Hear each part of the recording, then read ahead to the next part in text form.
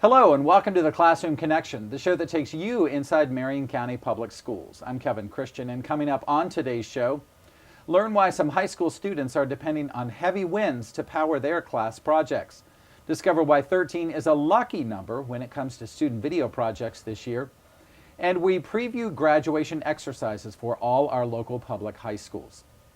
Up first, though, with graduation season quickly approaching and prom season already underway, many schools hold special events to encourage good decisions, especially when students are behind the wheel. North Marion High School's Drive for Life encourages students to make good choices in bad situations, including drinking and driving.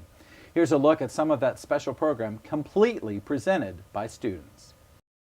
I am very sad to say that today our school has been faced with a tragedy.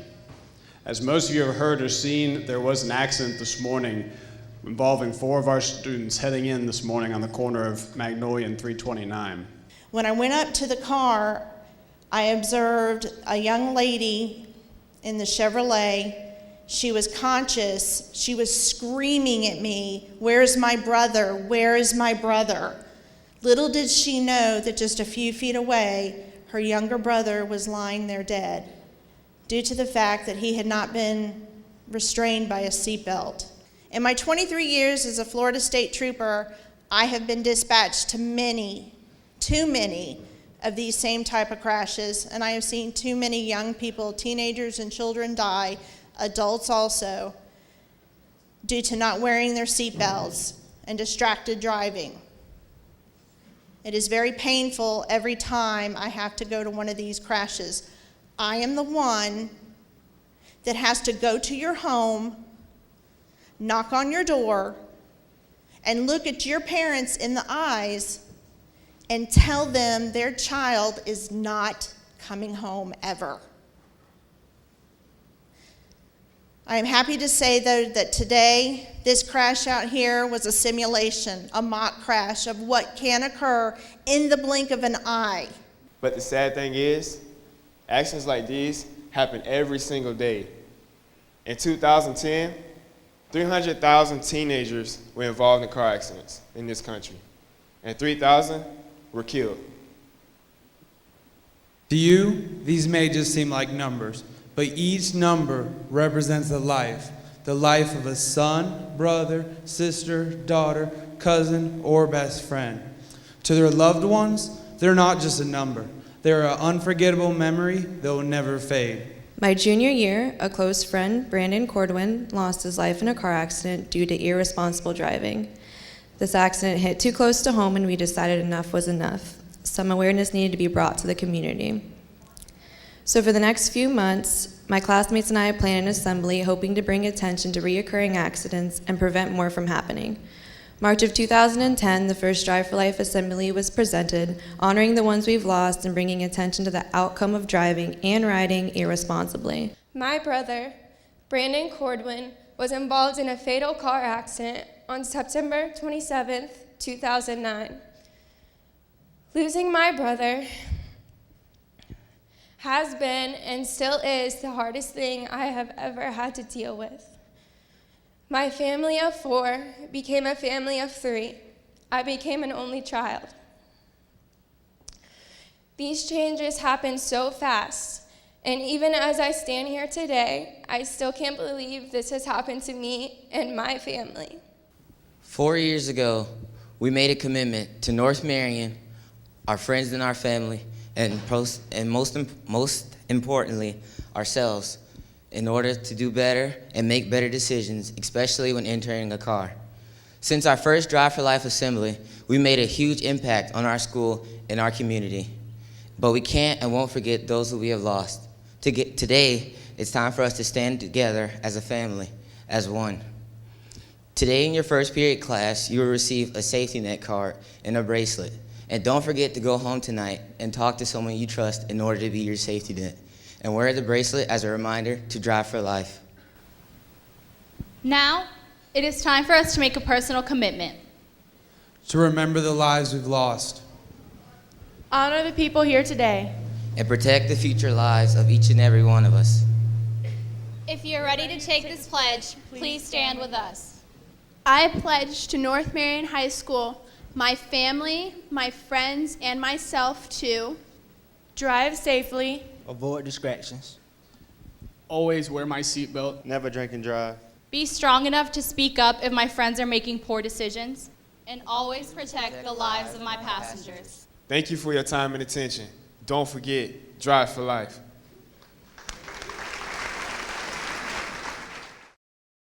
Lake Ware High School also held a mock DUI car crash this season on its campus, with prom goers especially learning a hard lesson with bad decisions behind the wheel. The video you just saw was produced by high school students, and 13 is a good year for those students and many other students this year. Why, you may ask? That's because it's the 13th year for the Marion County Student Media Festival, which honors the best and brightest video production students in our schools. Two gentlemen who really know it well have been here from the start and know how to guide students when it comes to award-winning projects. They're both TV production teachers. Bill Krysalka is from Bellevue High School and Chris Miller from Lake Ware High School. Good morning and welcome. Good morning. Bill, I guess the first question I have for you is, what was the festival like 13 years ago in its first year? Well, 13 years ago being the first year, it wasn't quite the size it is now. Now we have nearly every school in the county participating. But back then, you know, there were a few of us. So I think the competition was a little more between just a few schools, maybe. Yeah, exactly. And Lake Ware was one of those schools, and this guy, he was on my radar from the get-go. I was going to say, you guys have always been fierce competitors. Chris, when you look back 13 years ago, what do you remember? Well, from a production standpoint, it was very much a rough draft, or I would analogize it to that first year of teaching, Sure. where you can only see so far in front of you, and it's the first time you've done everything. You're taking notes about how you'll do it differently next time. And you still do that. Right, yeah, certainly, but it's a lot easier now. We kind of have it down to a science now. How do you think that festival has changed over the years, Chris? Well, obviously more participation. Like Bill said, it was pretty small in the beginning. This year we had all 8 high schools participate, which I think that's the first time that's happened. And now we're in the 200 to 300 to 400 videos entered each year. So that it's been a real boon the last couple years. That's really a lot of videos when you think about it. It is. Goodness sakes. It is. Bill, how do you think the students have changed over those years? Dealing with technology, you know, they've grown up with technology now. They've had it since they were 13 years ago. A kid, you know. Right, 13 years ago, it doesn't even look like today. I mean, we were editing from deck to deck. It was a whole different ball game. And now we can do the entire video in one computer. It took multiple machines in the past to be able to do that. So the technology is just out of sight compared to Not to mention, kids now have phones with high definition video in them, so. Well, yeah, the iPhones can record better video than we could record with our expensive cameras 13 years ago, and that's the truth. Wow, goodness sakes. Chris, why do you think this festival, and I will call it, has been so wildly successful? I think just the notion of competition. I think you tap into something that adults and students alike can relate to, and that is they want to win. I think every football team, softball team, volleyball team can attest to the fact that it unifies students, a student body, and it gets people on the same page. It's easy to excite kids when you are, I don't want to say demonize, but when you remind people that you have an opponent right down the street who wants to beat you as well. And what happens, the festival's always on Friday night, what happens that next Monday when everybody gets back together and your kids have won Best of Show? Both of your schools have won Best of Show before. Give us an idea of what your class is like on that day. Well, for my students, it's very satisfying because we know the level of competition out there. And that's one thing that's happened through the years also is the quality of the productions has gone up and up because, as Chris said, the competition does promote that. Right. And so to have one Best of Show is, for the students, is very satisfying because they may have spent months and months producing that, and to see it come all the way through like that is gratifying for them. Chris, what range of topics do you see now covered in videos versus the topics that may not have been so wide range 13 years ago? What topics? I know a lot of kids are now very active in producing PSAs, perhaps on Bill, I know your kids have produced on dating violence, but you know, those kinds of topics may not have been so prevalent 13 years ago. Were students thinking about those kinds of things? Well, 13 years ago, probably the cliche PSA that you wanted to steer kids away from was drinking and driving, since everybody did that. And it's really shifted to driving and texting now, and texting while driving. That's become the new favorite PSA. And both of your students, or I should say students in both of your classes, tend to run the gamut from a 30-second PSA to a 6 or 7 minute documentary or newscast. I mean, are you ever surprised with what they come up with? Unfortunately for us, kids tend to gravitate toward PSAs simply because they're the shortest, easiest thing to put together. At least they think they're going to be. Right. But you do get kids that will spend a longer amount of time producing dramas, comedies, documentaries that require much more investment. However, those tend to take sometimes half the year if a kid is going to do it right, go back, make suggested revisions.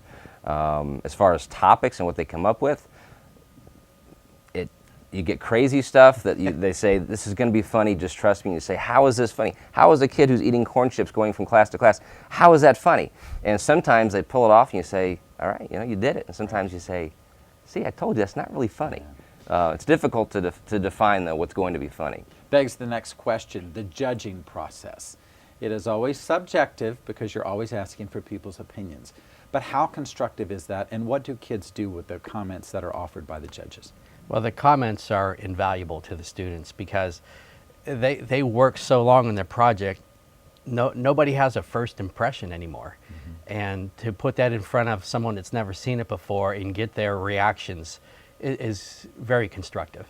So I know at the media festival, the judges add the comments on the score sheets, and my kids take those and they go over them. They can't wait to read those comments. Chris? Agreed. It's almost like when you get a birthday card.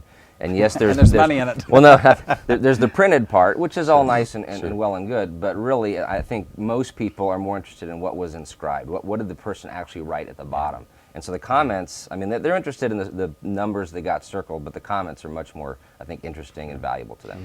Have either of you had students who've gone on to become professional videographers or even filmmakers? We both have. I have a number of students that work in the industry. I have students out in Los Angeles. I got a guy that's a writer for the Conan O'Brien show. I got a girl who's a talent scout for MTV. And one of my graduating students, I'm actually business partners with at this time and looking to transition into that full time soon. Well, we are sorry to see you go, Bill, but I know you're retiring this year after how many years? It's 30 years with the school 30 system. years. Yes, sir. Well, thank you for all the time and investment you've put in our kids. You betcha, and I'm going to miss it. What I'm going to miss mostly is the contact with the students. That's what I enjoy, working side by side with them. Well, we always welcome volunteers in the schools. Okay, I'll remember that. Guys, creating videos really requires good storytelling ability. What else do students learn in terms of when it comes to putting together those videos? Well, one thing they learn, of course, is working with a team, because you can't produce anything by yourself. So you have a team, and they understand from the get-go the problems that exist in putting a production together. For example, just scheduling. Getting the whole team together at a certain time on a certain day is a task in itself. And then you shoot and you think you've got it, you go back, look at it, and you've got to reshoot, and people start to get aggravated. And I've got to say, for every production that gets started, maybe 1 out of 5 actually get finished. I have a number of projects that get started, the kids work on it, it ends up fizzling because of conflicts, or it's not coming together, it's not clicking, and that's a big learning process too. Sure. Chris, give us an idea of how our TV production students compare to other similar students, either across the state or across the country. Well, for 12 straight years, we've led the state in videos that earned a berth at state competition, and have led the state in the number of first place videos at state. So that's, I think, a little known fact, but an awesome truth, that we are beating Broward County and Orange County and Hillsborough County, these larger, more metro counties, at something that's considered pretty metro, which is video production. Sure. And we're talking about counties that have professional TV production facilities and industries in them, certainly with Orlando and Miami-Dade as well. Got time for one more question here. What is awards like night for you guys? It's pretty exciting. I'll start and you. All right. you add to it. But it all starts early in the day. The students, they plan what they're wearing. We meet for dinner before the awards, and there's all the buzz about how we think we're going to do. And then when we arrive at the awards, they have a red carpet rolled out, and we walk down the red carpet, and it definitely feels really is like a big deal. It is a huge deal. And then you get into the auditorium, and it's just packed with people, and so the excitement is there. And then when the categories get announced, and they announce third place, your name's not called. Second place, your name's not called. And now you either won it all or you got nothing. And that just adds to the intensity of it. Sure. Chris, you're usually backstage, but I know you get excited too. Oh, absolutely. We watch our videos actually for a couple of days prior to the event, and I have a sheet for them to write their predictions, and whoever gets the most predictions correct wins a Coke. And then we also have score. A Coke. That's it. Yeah. Budget cuts. And then we have our scorecards. And so I've got kids. I don't know how many use them because I'm backstage. We have scorecards so they can keep track of who's winning what. And then we go to the awards. Obviously, that's wonderful. And then afterward, the kids either come back to my house and we eat pizza and watch ourselves on television, or we meet at a restaurant like Denny's or Steak and Shake. Well, good luck on this year's competition. Of course, it's Friday, May 9th, and airs live right here on the Marian Education Channel. So thanks to both of you, and good luck. Thank you. Thank you very much. Well, for the last few months, we've followed students in Denellen High School's Pathways to Prosperity program as they learned about various career fields. Today, in the fourth and final part of our series, these students put it all together, going through mock interviews to prepare themselves to find one of those jobs they learned about. Joe Hartley has more. After visits to equine hospitals and restaurants and medical facilities to learn about different careers, it was time for the juniors in the Pathways to Prosperity program at Denellen High to learn about taking the first step towards a career, getting a job.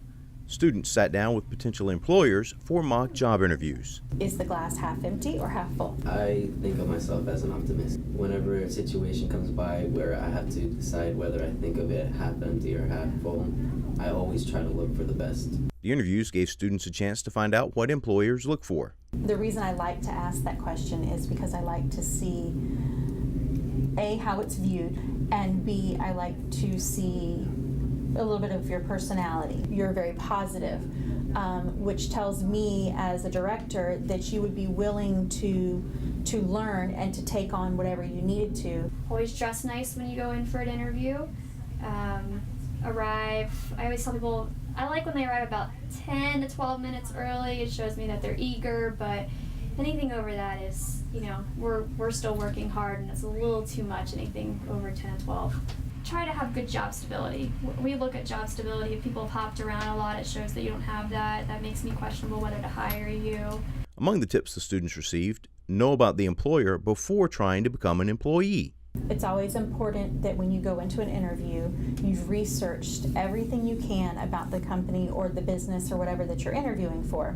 You're not only going to tell me about you, but you're going to tell me about what you can do for me. I'm hiring you to help my company. There's a new aspect to the job search that didn't exist just a few years ago, and it can be a pitfall.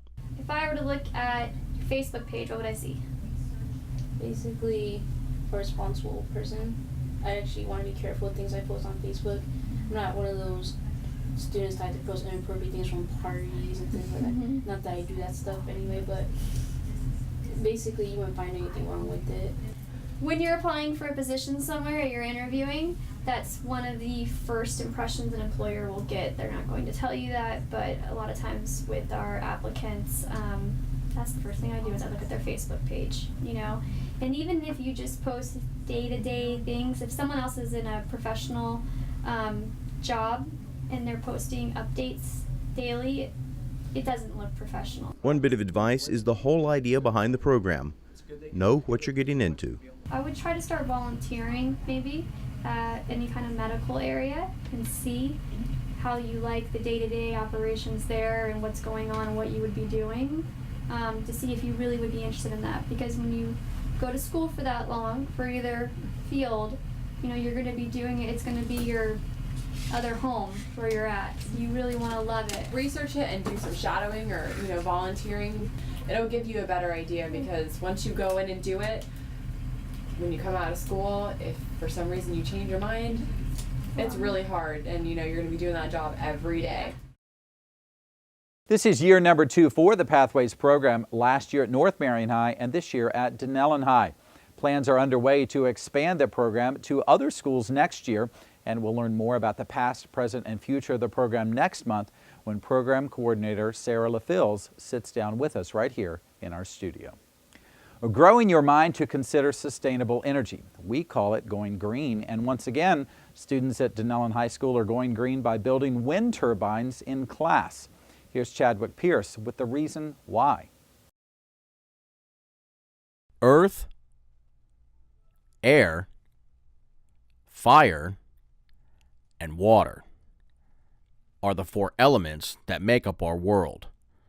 3 of those elements are renewable sources of energy, and some students at Denellen High School are learning about one of them and how it is used as an energy source in a wind turbine. What we wanted to do is to direct this program towards teaching kids about alternative energy, because we know that it's in the news, it's not a secret that the world's resources, the non-renewable resources such as coal and oil and things that aren't renewable are going to get used up. So our energy sources have to turn to other things such as geothermal and solar.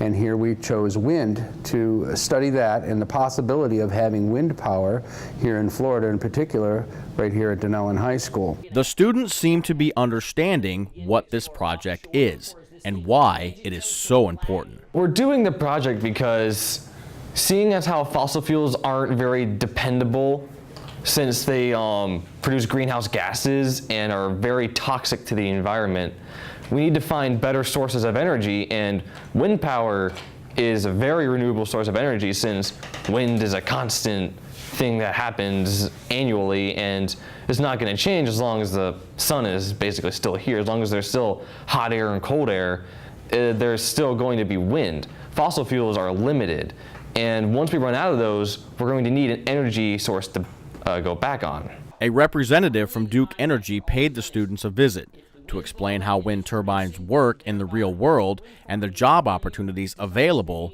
in the industry. The great opportunities not only in the electric industry, but just this one field, electrical engineering, mechanical engineering, chemists and physicists who would focus on metallurgy, mechanical failures of a lot of the gearbox portions of the project. Also just in the blade design, aeronautical engineers. Also with industrial engineers for those that are good with numbers and data sets, as well as the wildlife biologist side, working to try to protect the environment even when you do a project like wind farms. And then also meteorological analysis. So to be a weather person who happens to be working with data sets to support wind farms. Incredibly important because when you first build a wind farm, all of your money is riding on what your numbers said that you would get. Slocum has a plan and a mission when it comes to motivating his students to think about their futures. Well, there's a few different angles that I go from. One is I want them to do something with their life. Whether they become an electrical maintenance technician from this class, that's what they're taking from here, or not, is up to them. However, I want them to be able to go in a direction or have a direction to go into, and this is one avenue that I can offer to them that they'll have an opportunity to pursue if they so desire. It doesn't matter to me, but my motivation to them is to do something.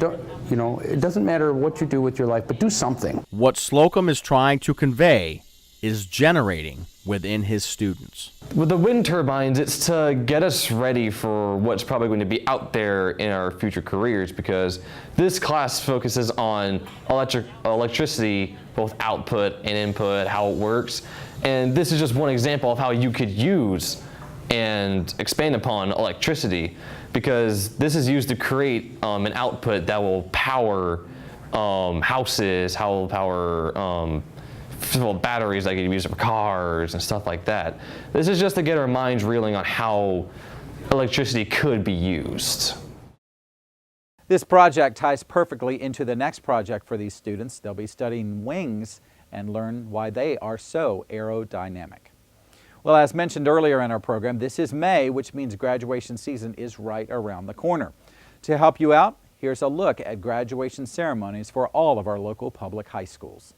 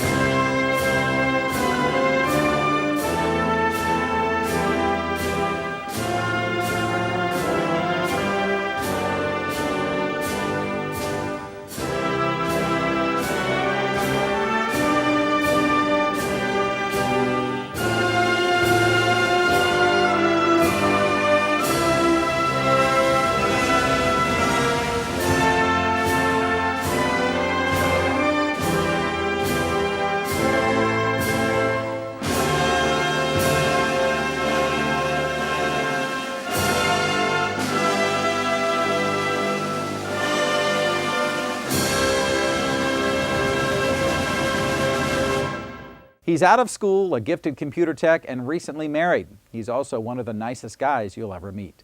This month we introduce you to John Macias, a technology team member and the focus of our employee spotlight. I've been with the district since September of '06. I was hired as a DST, a desktop support tech, at a school. I supported Ward Highlands Elementary first, and then when a position opened up at desktop system support, I interviewed for it, and then I made it up to this position, which is a full-time position. There are 4 of us, and we are the intermediaries between the desktop support technicians in the school, and we also try to gather information for the data center and try to make technology work. We're part of the technology machine to make it work. We do hands-on, on-site. We do remote work here from the desktop, from the help desk. We cover the help desk 1 week a month. Between the 4 of us, and during that week we'll take calls depending on the call volume. We will ask the user to give us a computer name. We'll remote in, see what they're doing as if we were standing over their shoulder, and then take over the machine, do what we need to do, thank them for allowing us to do it, and sign off another work order. One of the best things I like about my job is interaction with the students and the faculty. I recently had a kid come up to me and ask me if I was going to fix his computer. I said I didn't know there was a problem with it. He pointed to his machine and he expressed his concern that his Waterford program wasn't working. I said, I'm on it. I went over there, and like a supervisor, he watched me get on his machine, do the repair that needed to be done, and then he was happy. So that really makes my day. Thank you for calling Marion County Help Desk. John speaking. Can I help you? Hey, Jessica. How you doing? Thanks, John, for all of your hard work, especially with our students. And finally, Superintendent George Tomyn wants to share some end-of-year thoughts with us as we already start looking ahead to next school year. I spent my entire career working in the Marion County public school system. I began as a teacher, I later became an assistant principal, then had the opportunity to serve as an elementary principal and then a high school principal, later as a district administrator, and now I have the great opportunity to serve as your superintendent of schools. Throughout my career, I've been asked many, many times, what is my favorite time of the year? Is it the first day of school? Is it the last day of the school? Is it the holiday season? When is my favorite time of the year? And I think I would have to pick the month of May as my favorite time, and I'll call this the graduation season. It is a time when students are being promoted from one grade to another, and there's a lot of excitement in the air. It's a time when 5th graders move to that scary middle school concept in 6th grade. It's a time when our middle school students in the 8th grade finally think that they're grown up when they move to high school. And especially it's a time when we celebrate celebrate our high school students when they graduate from high school. So this time is very, very exciting for all of us. I would like to make a special congratulations to all of our graduating seniors this year. This is a huge step for you. We know that you're going on to the world of work, on to vocational or other training schools, perhaps serving in our military, or perhaps going on to school for additional training. We wish you the best of luck. And while we're wishing you luck, we'd like to thank those fantastic teachers and administrators who have worked with you for the last 13 years to help prepare you for this gigantic step. And parents, you are also in the equation because you have played a vital role in supporting our schools and especially in supporting your student and your children as they go through our school system. So congratulations to all. Let's use this month of May as a time to celebrate. And I look forward to seeing you again. Thanks for joining us today. We hope to see you again right here for another edition of Classroom Connection. But until then, parents, remember, be there for your child every day.